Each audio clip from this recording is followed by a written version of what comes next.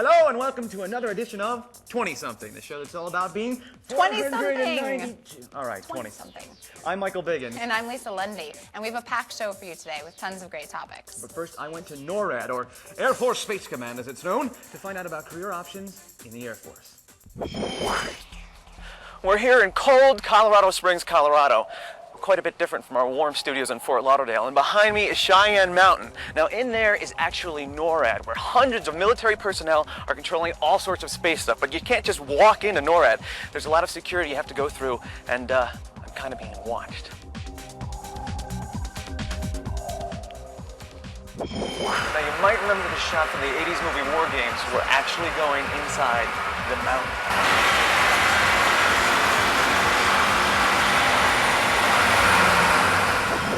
I met with Captain Rod Fouth and Captain Chrissy Ritchie to find out what they do at Air Force Space Command. Tell us a little bit about, when you say surveillance specifically, what does that mean? What's going on here? Well, surveillance essentially means monitoring, and what we're responsible for is monitoring all the objects that are currently in space. This is a representation of approximately 8,300 to 8,500 objects that we're responsible for. You can see the outer ring is approximately 22,500 miles outside the Earth's atmosphere.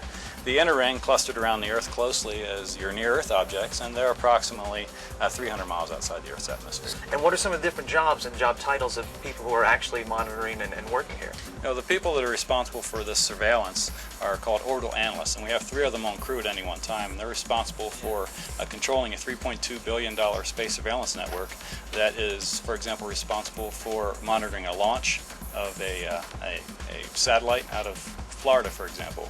Or another analyst could be monitoring a piece of debris, something the size of this bolt, up to the size of a school bus, for example. And any one of those could be one of the dots on the screen? Any of those could be one of those, right. So this is something that fell down from space? Right, and that would be the 3rd analyst, and he's responsible for monitoring any kind of debris that's re-entering the Earth's atmosphere. That, for example, came down in the late 1960s in a farmer's field in South America. So if this comes down, you monitor and then you warn someone that's coming down? Right, we notify pretty much the world. I'll give you my cell phone number in case something comes down to my address. Sounds good. The second half of our mission is protection. So once we know where all of our assets are, we can protect them from things like electromagnetic rays that are being shot at it, from intentional threats from other communities that might not be so friendly to us. We can protect them from solar phenomena, just like a rainstorm here on Earth. We can protect it from a solar storm up in space. Now with all this going on, and so much of it being computerized and high-tech, like I can imagine 50, 60 years ago you had mathematicians working this all out with a slide ruler. Do you have to have an engineering degree or a science or mathematics degree to be able to do this? Absolutely not. The Air Force will provide all the training required to become certified in both the protection and the surveillance side of our mission here in the Space Control Center. The Air Force Space Command isn't just about tracking satellites. Matter of fact, you probably didn't know this, but they actually have a band. In fact, several bands. Let's take a look. All right, I want to do this piece again that I wrote this morning. I've placed it all in front of you. Now, of course, I want Kinderman. Let's keep up the tempo. Hill, yes, sir. You know the problems that happened yesterday. And Schneider, please, keep up. Go down.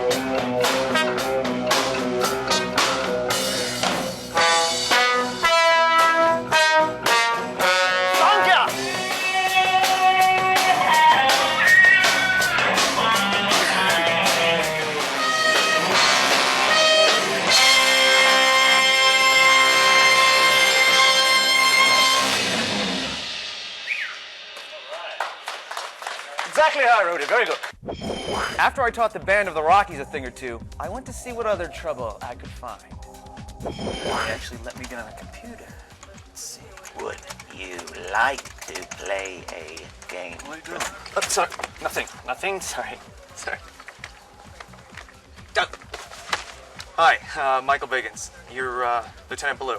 Yes, nice I to was meet you. just emailing my mom to see how she was doing. How are you doing, and what is it that you do here in the Air Force Space Command? I'm a test team lead for the 70th Test Squadron. We go around and test all the systems within Space Command, from ground base, early warning radars to our satellite tracking locations. So you go out and test them actually on the field. You're not stuck in an office all the time. Oh no, most definitely. We're going across the world. Been to Clear, Alaska, Diego Garcia, Hawaii, Greenland. And how old are you? I'm 25 years old. You've been to all these places? All these places, working on programs, $100 million systems, and our budget's about $300,000, so really pretty impressive. So can I keep the hat then? Don't think that's going to happen. Hi, you're Lieutenant Jay Emigas. That's correct. Welcome to the show. Thank you. Now, Thanks for having me. Tell me what is actually going on in this room. Well, this room is what we call the Millstar Operations Center. And here we control the Millstar satellite constellation, which provides communications to all the armed forces, the President of the United States, and the Secretary of Defense. And what do you actually do? Well, my job here is I'm a satellite vehicle officer, and in that, I'm in charge of the vehicle, so to speak, on the satellite. Keeping the satellite out in orbit because, as we know, the Earth does have gravity, and it does pull it in. So what we do is we do periodic station keeps, so to speak, to keep the satellite in its correct orbit. So you actually fly. Essentially, we do here. Everyone does, the whole crew. No matter how high-tech and complicated these careers seem, remember the Air Force will teach you everything you need to know. Wow, that was some awesome high-tech stuff. Very, very high-tech, and most people would be paranoid, you know, knowing there's 8,000 things that could fall and kill you at any moment, but I have a connection, and they told me they'd call me if there were any problems at all. That's nice of them. But coming up next, we're going to take a look at pop culture. Do you know what it is, and are you in it? Isn't that your cell phone ringing? Oh, yeah, it is. Let me take a look. Michael. Taking up showtime. Oh, it's the Air Force. I don't want to talk to them now. I'll call them later. Michael! Michael! Go to Mentos. I met with Peter Elkhorn from Mentos, who filled me in on pop culture. What exactly is pop culture? Pop culture is something that becomes part of mainstream America. It can be people, music, products, or brands. Okay, but I mean, that's kind of an ethereal thing. How does something do that? How does something become pop culture? It starts down at the grassroots level with a small following, and then from that it just grows and grows and grows. Just a moment, please. How does Mentos become a part of pop culture? Oh, I like the berry better. That's actually, well, my favorite flavor. The production assistants will eat those. How does Mentos become part of pop culture? Mentos tells a story with its commercials, and of course we've got that crazy jingle, and it creates a kind of empathy with people, and it connects with consumers. But your commercials are a little bit out there, a little odd. Now, does the marketing board sit together and go, okay, we're going to make Mentos the biggest thing, we're going to control it, we're going to get it into pop culture? Is that an active decision? Not at all. We just wanted to do something that was totally different and not already out there, so that's why we chose with the original, the Fresh Maker campaign, to just go for it and have something totally bizarre and unique. Now, do you mind when you see like comedians making fun of it? Weird Al, Janine Garofalo, and they're on TV. There's videos where they're making fun of it all over the place. Does the company get angered at that? We love that, and we wish more celebrities would parody us because it's great. And I mean, we're a 60-cent mint. We can't take ourselves too seriously. It's 60 cents. 60. All right, not in my budget. I'm an actor. And let's take a look at some websites here. Now, did you guys do this? I was looking at some of the different. There's tons of Mentos sites online. Is this done by the company or? No, this is done by all of our loyal consumers out there. There's over 50,000 hits on the web for Mentos. Wow, that's amazing. Well, Peter, thank you for being on the show. Thanks a lot. It's been a pleasure, and hopefully we'll be pop culture icons very soon. You never know. But one last question, though. The mints are 60 cents? That's right, 60. That's a good price for a mint, don't get me wrong, but that's not negotiable? Not negotiable. You don't have any financing? I'm sorry. Because that's a lot of money for an actor. 60 cents. I don't make that much. But it's my first one. To be or not to be with 60 cents. I mean, I'm sorry. No, I can do it. I don't have any money, and I was just thinking I was doing this Mentos. Michael, calm down. Peter, Here you go. hi. Oh, I can have this? You can have them. Thanks. I can do it just like the guy who does. Mentos, the fresh maker. No. Mentos, the fresh maker. Mentos, the fresh. Listen, Mentos is the fresh maker. Cut. Mentos, the fresh maker. By the powers of good and evil, Mentos, the fresh maker. Oike, clicky, fresh maker. Line. I stinking Joe, we got about a breath. Forget about it, Papa, fresh maker. Oh, still about a breath. It doesn't matter. You've got to be able to get it in your mouth The package isn't open conveniently enough for me to ever make that little pop like the guy does in the commercial. I'm trying, and it ain't working. What the hell is this?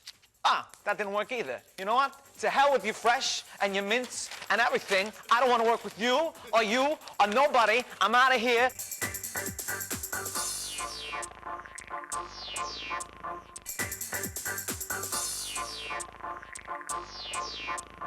Hi, and welcome back to 20-something. Hey, Michael, you've heard about urban legends, right? Like where Mikey ate the Pop Rocks and then he drank the Coke and his stomach blew up. Exactly, but some of them are really serious, like toxic shock syndrome.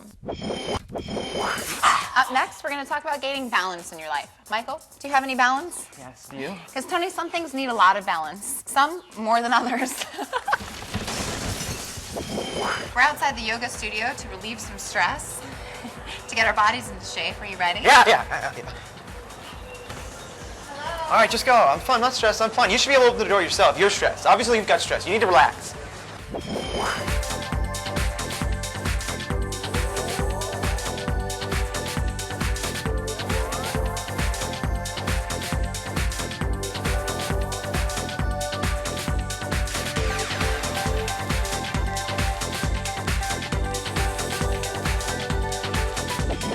Wasn't that fun? Don't you feel better from yoga? Oh, twisted I am. Straight I must be. Michael, that's Yoda, not yoga. Star Wars? I knew that. I wasn't doing Yoda. Now that we feel more comfortable on the inside, maybe our wardrobe will help us feel more comfortable on the outside. I was doing Grover. Near? Far! Well, the most important thing that you really have to do is find your individual style and something that you're comfortable in. If you want to wear pants and a tank top like you are, this easily transitions from gym to class to the mall. You could really wear this out anywhere, Yeah, and this you is look so good. easy. It's comfortable, and I can definitely leave from here and go do whatever I have to do for the rest of the day. And that's what's important. You have to find your own individual style, and if you wanted to tie a sweater around your waist when you leave the gym, you can easily go right to school. I can't get the knee thing Yeah. to work. You know, I don't think that has anything to I do think with there's a the lot of pants, things that though. don't work. Well, does this matter for guys? For instance, like, do they care or they should just go out in a t-shirt? Does this style really matter? I mean, for me, of course, it Right. does. Some guys just put on a t-shirt and go to the gym, and that's fine, but some really do care about their appearance, and they really want to go and they want to show off parts of their body, maybe their biceps, maybe it's their back. So for Please some don't show minutes us of your back, back. perhaps not for Michael. You mentioned being comfortable, and obviously Michael is always comfortable. Always. But what about incorporating that into your style? Well, you can find a few pieces that really will transition well. You could easily wear this tank top. It's comfortable for the gym. It's comfortable for class. It's just a couple of solid pieces that'll really help you go through the day. Okay, great. We're going to let him bounce around. having my balance. and we'll bounce back into balancing our wardrobe and our style. Thank you so much, Sage, for helping us. It was a great help. Well, I feel more balanced. How about you, Michael? Michael? We'll be right back.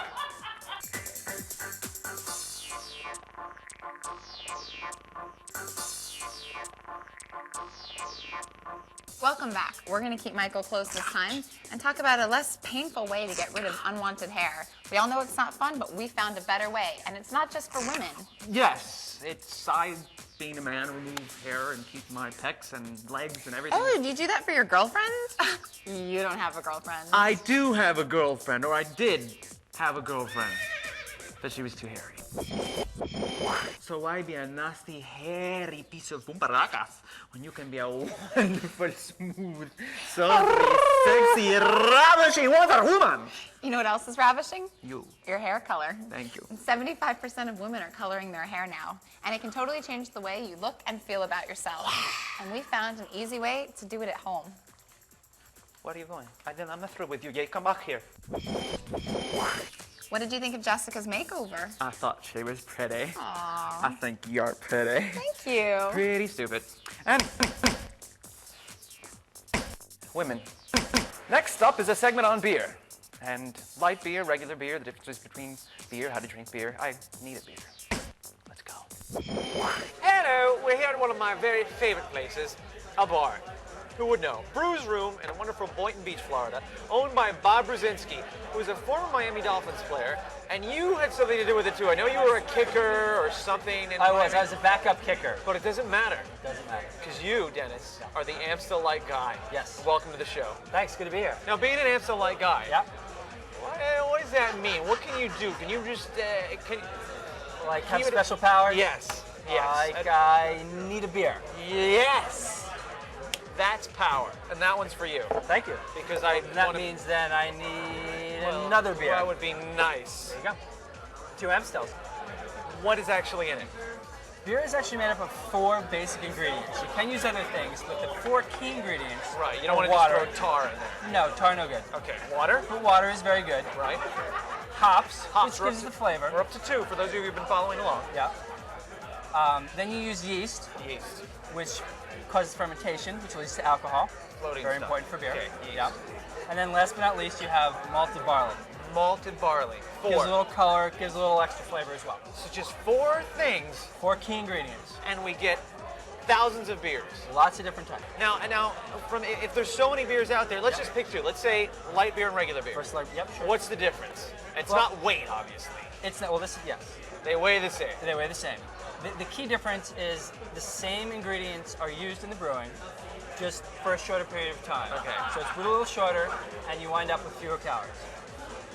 And this is light beer, but it doesn't have that. A lot of people complain that light beer is watery and they don't can like be, it, but yep. this doesn't taste that way. Why is that? Well, Amstel Light has Reinheitsgebot.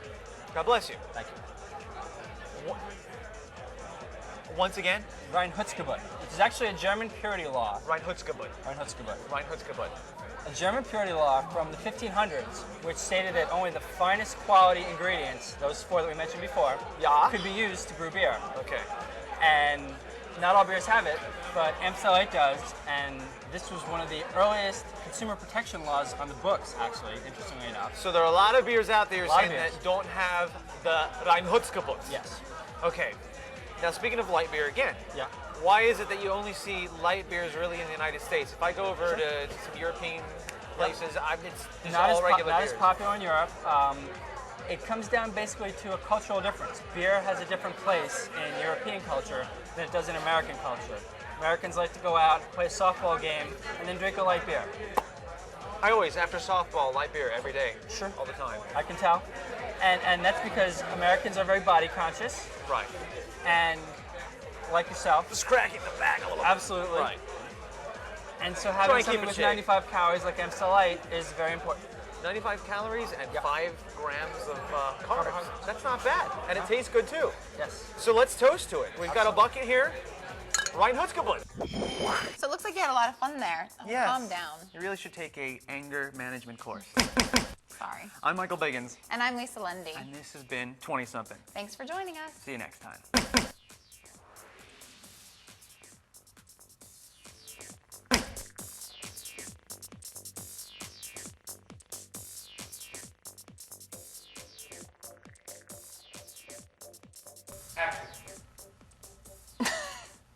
I did too, used to. She was too hairy, I don't like her. That's horrible. Big hair. Maybe she can follow these tips. Some of them are really serious, like toxic shock syndrome. You mean Mikey blowing up wasn't serious?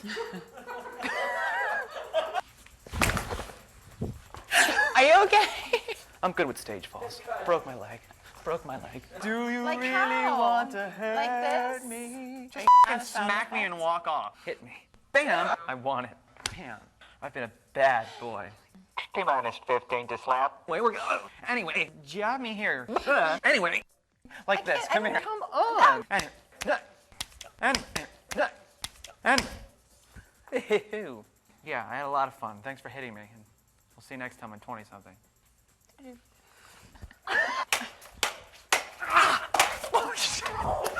You suck. I quit.